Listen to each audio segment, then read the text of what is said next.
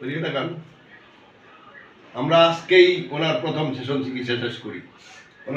ওনার নিয়ে আসছে গোড়ালি ভাঙা অবস্থায় উনি প্লাস্টার করেছিলেন। প্লাস্টার করে থাকার ফলে প্লাস্টারের যে ওনাকে এই গোড়ালিটা আটকাই দিছে। আটকে দেওয়ার পরে সেটা আমরা আজকে প্রায় 1.5 ঘন্টা থেকে 2 ঘন্টা সময় আমরা ওনার চিকিৎসা দিই। দেওয়ার পরে ওনাকে হাঁটতে দিছি। হ্যাঁ, অনেকক্ষণ হাঁটতে দিছি, দৌড়ে দিছি। এখন কি পরিমাণ ভালো লাগতেছে? কতদূর ভালো লাগতেছে? আলহামদুলিল্লাহ, বহুত ভালো। অর্ধেকও করি, 50%ও করি। আচ্ছা, 50%-এর মতো ভালো লাগতেছে এই মুহূর্তে। অপরদিকে ওনার আজ ড্রপ হয়ে গেছে পায়ের তলায়। এটা খালি জায়গা নাই, একেবারে খালি জায়গা নাই। এখানে কোনো খালি জায়গা নাই, এটা ড্রপ হয়ে গেছে। এটার জন্য আমরা আর্ট সাপোর্ট দিয়ে দিচ্ছি ওনাকে। তো এই যে আপনাকে যে ওনারা বাড়াইলো আমার এখানে চিকিৎসার জন্য, খুশি তো? হ্যাঁ। আচ্ছা, খুশি। খোদা হাফেজ। আমরা আজকেই ওনার প্রথম সেশন চিকিৎসা শেষ করি। ওনার শোল্ডার, 2 হাতের সমস্যা, গাড়ের সমস্যা, কোমরের সমস্যা, হিপ জয়েন্টের সমস্যা। একবার আপনি নিচে বসুন তো, সেখানে নিচে বসুন।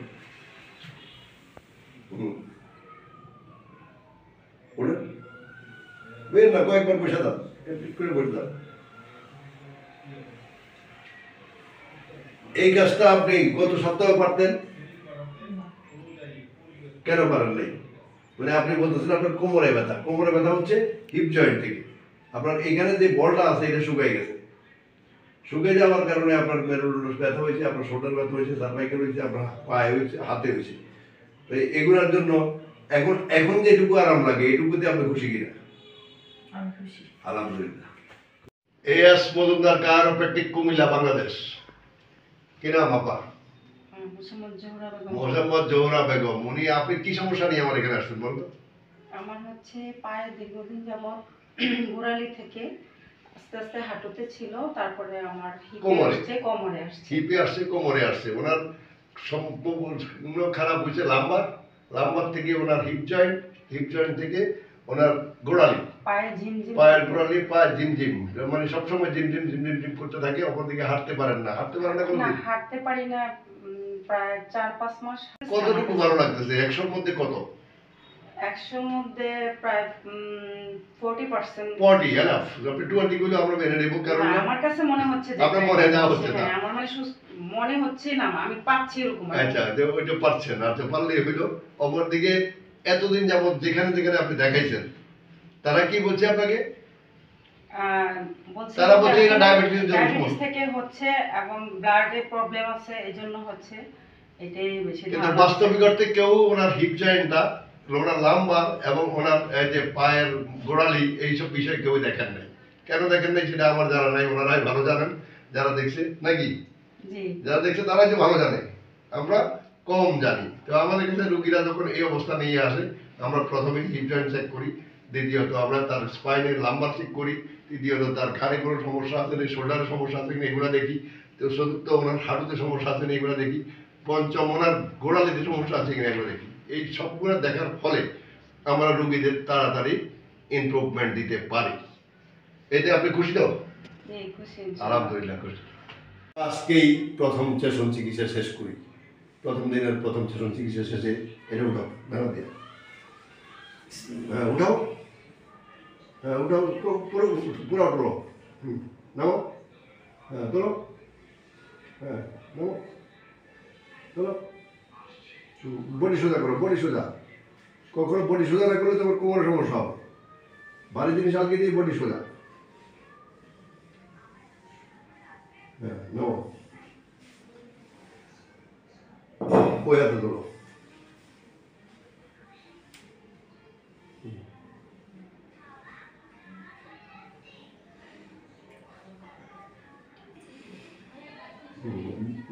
আমাদের বুঝতে গেছে, রাখো।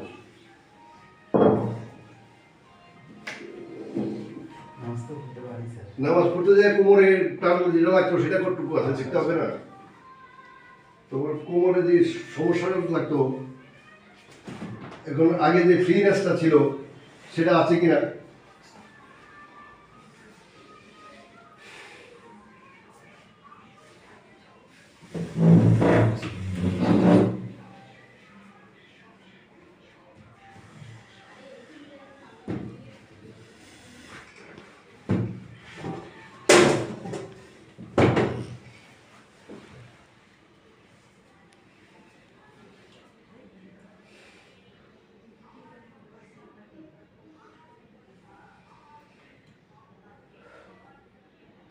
উঠবো স্যার?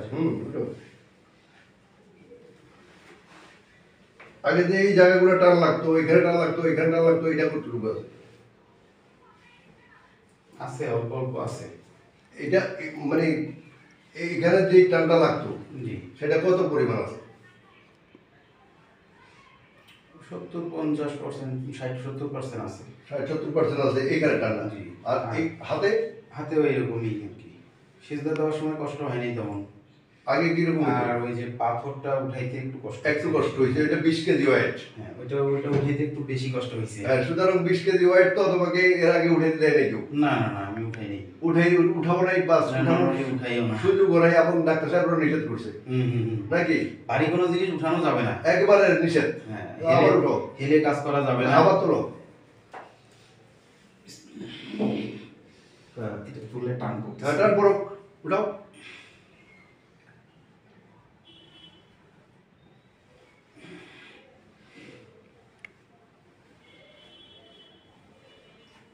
অনেকটা নড়তেছে।